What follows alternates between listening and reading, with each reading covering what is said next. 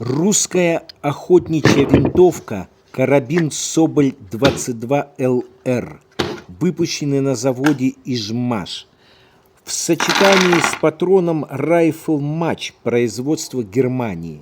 Полное название карабина Байкал 141 Соболь 22 Long Rifle. Длина стволов 550 мм. Ложе изготовлено из ореха. Прицельная планка, не хромированный ствол. Масса карабина 3 кг 700 грамм.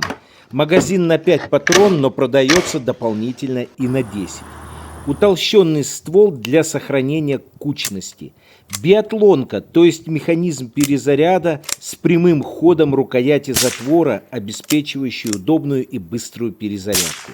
Удостоен золотой награды 100 лучших товаров России в 2020 году.